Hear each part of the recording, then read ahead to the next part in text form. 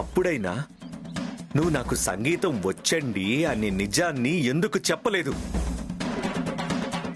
ఎంత నేర్చుకున్నా నాకు పాట పాడడం రాదండి అని అబద్ధం ఎందుకు చెప్పావు? అబద్ధం చెప్పేవాళ్లన్నా మోసం చేసేవాళ్లన్నా నాకు అసహ్యమని తెలుసు కదా. అయినా నాకు అబద్ధాలు ఎందుకు చెప్పావు? అయినా నువ్వు నన్ను మోసం చేశావు. ఎందుకు మోసం చేశావు? పాట గురించిన నిజం మీకు చెప్పాలని చాలాసార్లు అనుకున్నానండి. కానీ చెప్పలేకపోయాను అంటావు.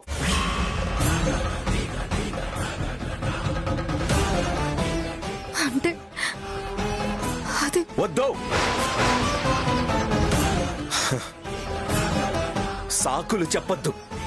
నిజంగా పాటకి సంబంధించిన నిజం నువ్వు నాకు చెప్పాలి అనుకుంటే, నిజంగా నువ్వు నా దగ్గర నిజాయితీగా ఉండాలి అనుకుంటే, పాట విషయం నాకు చెప్పడానికి నీకు టైం దొరకలేదా? లేదా నీకు టైం ఇవ్వలేదా? లేక మంచి ముహూర్తమే దొరకలేదా చెప్పడానికి? నిజానికి నేను వద్దు. ఇంకేం చెప్పొద్దు. ఇప్పుడు నువ్వు ఏం చెప్పినా నేను నమ్మను. అబద్ధం చెప్పేవాళ్లన్నా మోసం చేసేవాళ్లన్నా నాకు అసహ్యమని తెలుసు కదా. అయినా నాకు అబద్ధాలు చెప్పావు. అయినా నన్ను మోసం చేశావు. పాట గురించిన నిజం మీతో చెప్పాలని చాలాసార్లు అనుకున్నానండి. కానీ అబద్ధం చెప్పావు.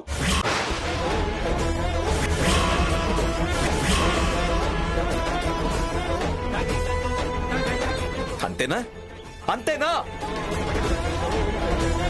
మనిషి రక్తానికి అలవాటు పడ్డ పులి, అబద్ధాలకి అలవాటు పడ్డ మనిషి మారడం అనేది జరగదు. అది ఎప్పటికీ జరగదు. ఆల్రెడీ చెప్పాల్సిన టైంలో చెప్పకుండా ఒక తప్పు చేశావు. ఇప్పుడు చెప్పడానికి ప్రయత్నం చేసి ఇంకో తప్పు చేయొద్దు.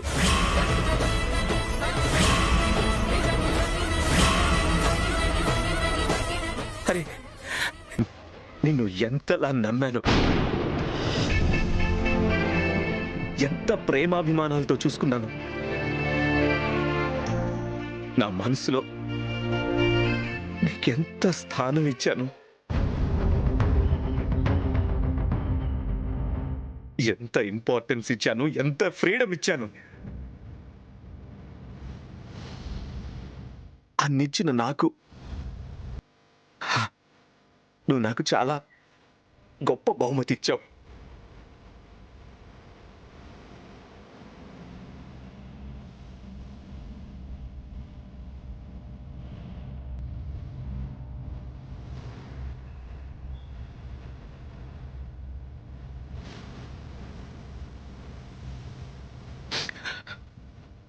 అంతగా నిన్ను నమ్మినందుకు ఇంతలా నాకు నమ్మక ద్రోహం చేశావు. నువ్వు నా చీకటి భయాన్ని పోగొట్టినందుకు నేను చాలా చాలా సంతోషించాను. నీకు చీకటి భయం పోయింది కాబట్టి చీకట్లో వచ్చి నన్ను కాపాడి ఈ చీకట్లో నన్ను ఇక్కడి దాకా తీసుకొచ్చారు.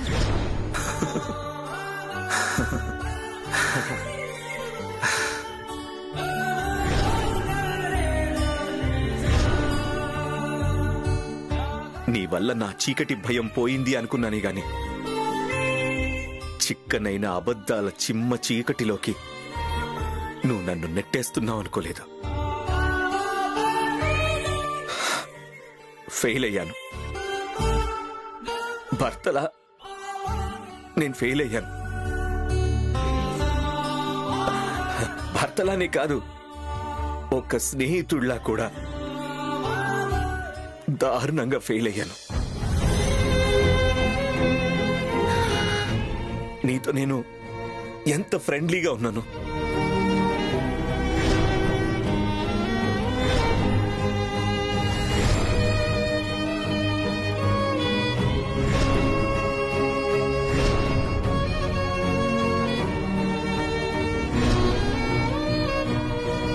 ఎటువంటి విషయమైనా నాతో చెప్పుకునేలా ఎంత చనువిచ్చాను. ఏ విషయమైనా ఎటువంటి విషయమైనా నాతో చెప్పకుండా చెయ్యొద్దు అని ఎంతలా చెప్పాను. కానీ నువ్వేం చేశావు? ఫ్రెండ్లీగా ఉన్నట్టు నటించావు. నేనే లోకం అన్నట్టు నమ్మించావు. నాకు చెప్పకుండా ఏ పని చెయ్యను అన్నట్టుగా నాకు మాటలు చెప్పావు. కానీ చివరికి దారుణంగా నన్ను వెన్నుపోటు పొడిచావు.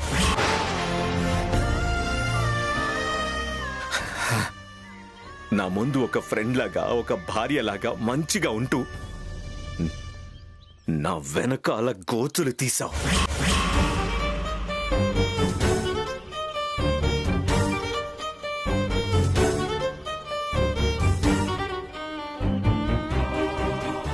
ఆ గోతుల్లో నిజాలని పూడ్చిపెట్టావు.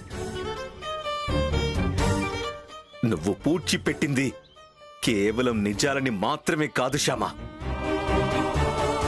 నా నమ్మకాన్ని కూడా పూడ్చిపెట్టావు. నా స్నేహాన్ని పూడ్చిపెట్టావు.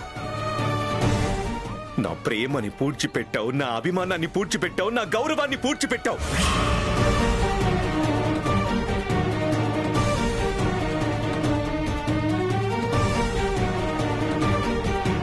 వీటితో పాటు నీకు ఎంతో విలువ ఇచ్చిన నా మనస్సుని కూడా పూడ్చి భూస్థాపితం చేశావు.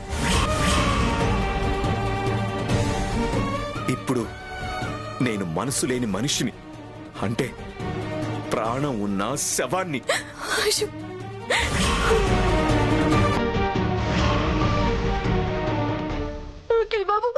వద్దు.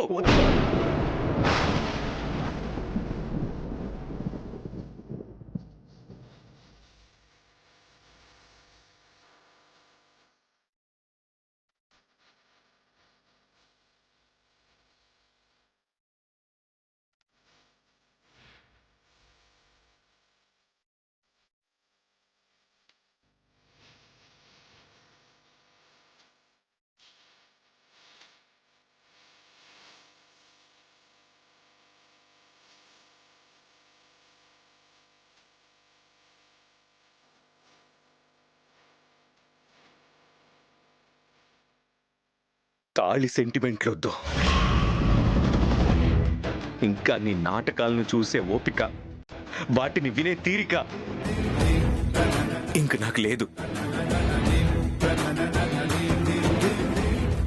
భార్య చేతిలో దారుణంగా మోసపోయిన ఒక భర్తగా, స్నేహితురాలి చేతిలో చావు దెబ్బతిన్నా ఒక స్నేహితుడిగా,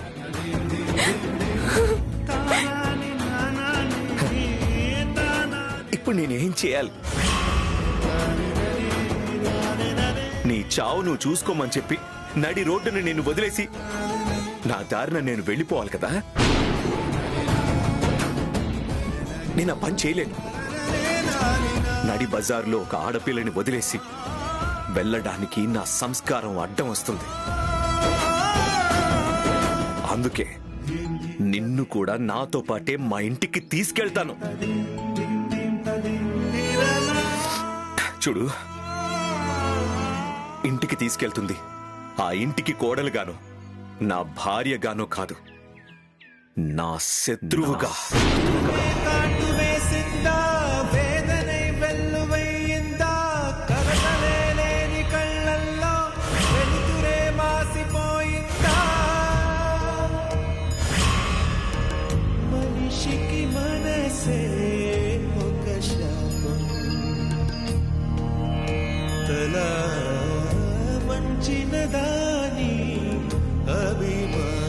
ప్రియమైన నా శత్రువుగా ఇంటికి తీసుకెళ్తున్నాను.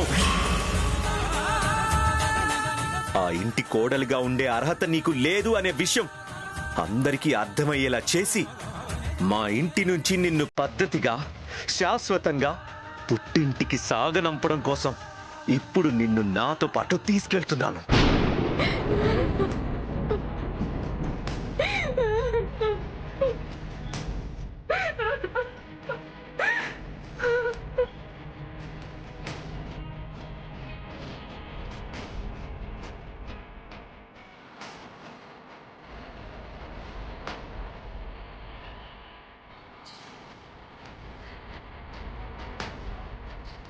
పద.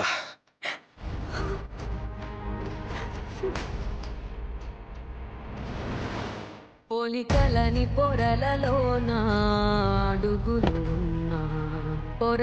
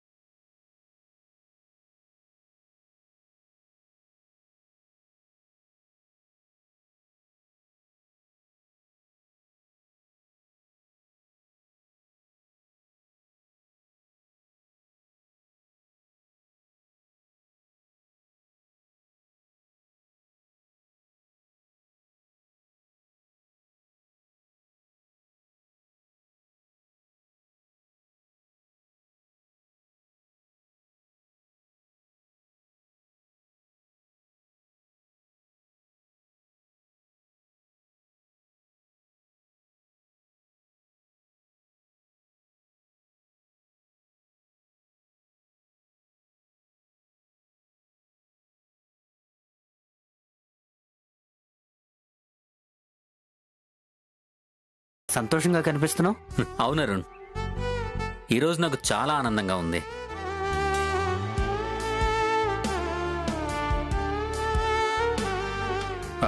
ఏమైందిరా? ఏంటో చెప్తే మేం కూడా ఆనందిస్తాం కదా నాన్న. నేను ఎప్పటి నుంచో ఒక పెద్ద వెంచర్ కోసం వెయిట్ చేస్తున్నాను కదా డాడీ. షాద్ నగర్లో 600 విల్లాలు కట్టే ప్రాజెక్ట్ వచ్చింది డాడీ. ఓ, కంగ్రాచులేషన్స్ రా. కంగ్రాచులేషన్స్ రా. కంగ్రాచులేషన్స్ అండి. కంగ్రాట్స్ అన్నయ్య. కంగ్రాట్స్. కంగ్రాచులేషన్స్ బావగారు. Thank you.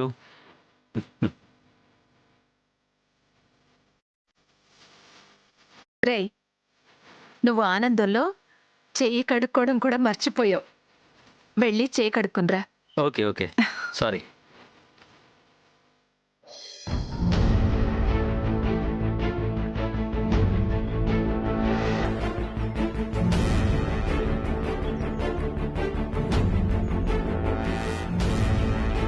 ఇదేంటి ఈరోజు ఎందుకో చాలా డల్గా కనిపిస్తుంది? ఇది డల్గా ఉందంటే ఏదో జరిగే ఉంటుంది. అదేంటో తెలుసుకోవాలి.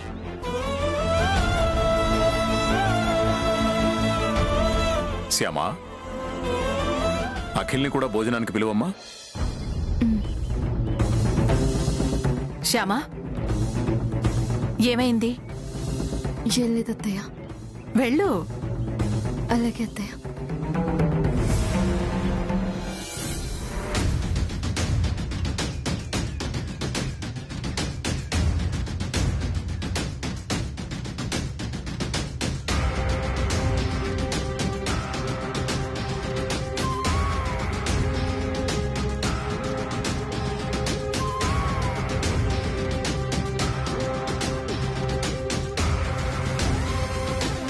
నీకు గుడ్ న్యూస్ రా. ఏంటన్నయ్య? నాకు పెద్ద కాంట్రాక్ట్ వచ్చిందిరా. షాద్ నగర్ కాంట్రాక్ట్ అని చెప్పాను కదా, అది మనకే వచ్చిందిరా. కంగ్రాట్స్ అన్నయ్య. Thank you.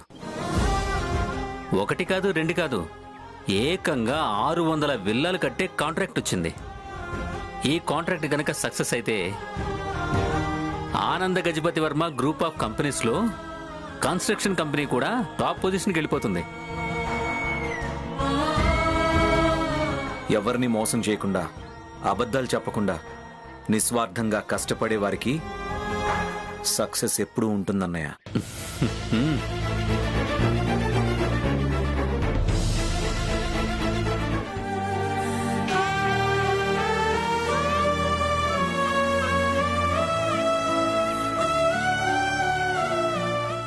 ఏంటి వీళ్ళిద్దరి మొహాలు ఎప్పుడు బ్రైట్గా వెలుగుతున్న లైట్లలాగా ఉండేవి, కానీ ఈరోజేంటి ఇలా వాడిపోయాయి?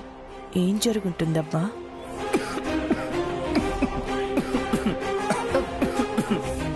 అఖిల్ బాబు తాగండి.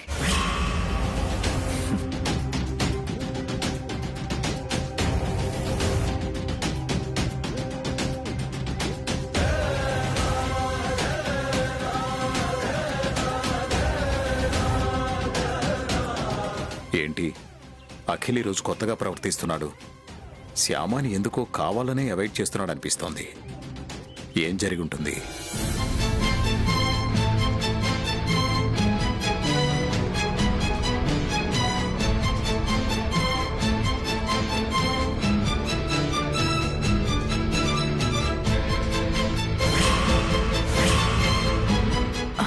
ఏంటి నాన్న, భోజనం పూర్తి చేయకుండానే చేయి కడుక్కుంటున్నావు? నాకు కొంచెం తలనొప్పిగా ఉందమ్మా. ఆ,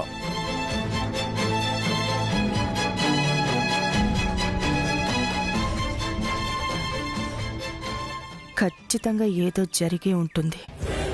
దీంతో ఒక్క మాట కూడా మాట్లాడకుండా అఖిల్ భోజనం మధ్యలో నుండి తలనొప్పి అని తప్పించుకున్నాడంటే సంథింగ్ ఈజ్ రాంగ్.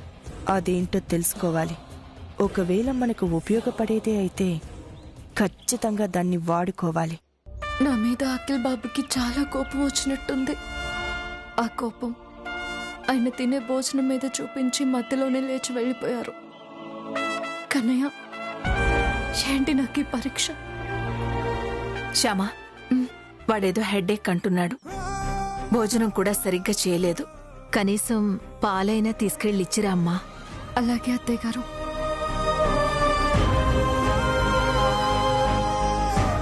శ్యామా, వెళ్ళమ్మా, పాలు తీసుకుని వెళ్ళు.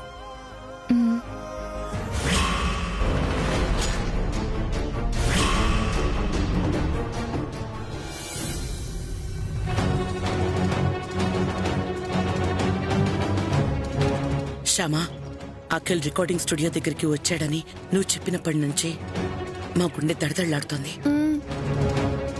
స్టూడియో నుంచి ఇంటికి వచ్చిన తర్వాత అసలు అఖిల్ అక్కడికి ఎందుకు వచ్చాడు, ఏమన్నాడు చెప్పు. అసలు ఏం జరిగిందో నాకు అర్థం కావట్లేదు. చెప్పు శ్యామా. చూసాడా? చూసారు.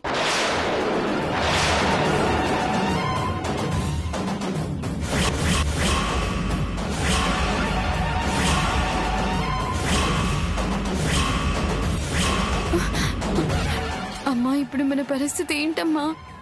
నువ్వు కంగారు పడుకో. ఏం చేయాలో నాకు అర్థం కావట్లేదు. నువ్వు కంగారు పడి నన్ను కంగారు పెట్టుకో. ఏంటి శ్యామా, మేమింత టెన్షన్ పడుతుంటే నీ మానాన నువ్వు ఏమీ పట్టనట్టు వెళ్ళిపోతున్నావేంటి?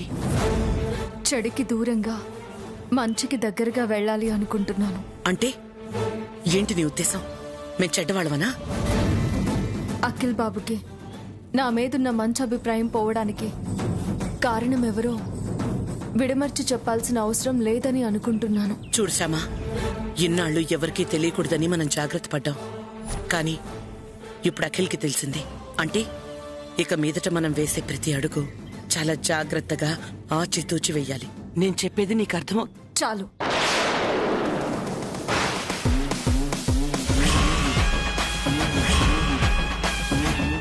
ఇప్పటి వరకు మీరు చెప్పింది నేను విన్నది చాలు. శ్యామా, నువ్వు అఖిల్కి నిజం తెలిసిపోయింది అనే టెన్షన్లో ఉన్నావు. కొంచెం నా మాట విను, నా అనుభవంతో చెప్తున్నాను. ఆపండి. అనుభవం అంటే భూమి పుట్టక ముందు పుట్టడం కాదు, ఎదుటి వాళ్ళ మనసు నొచ్చుకోకుండా ప్రవర్తించే గుణం ఉండడం.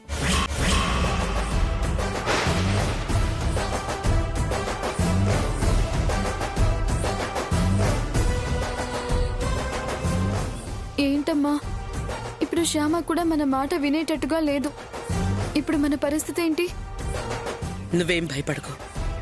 ఆదిత్యతో నీ పెళ్ళయ్యేంత వరకు మనం ఇక్కడే ఉంటాం. అదే ఎలా?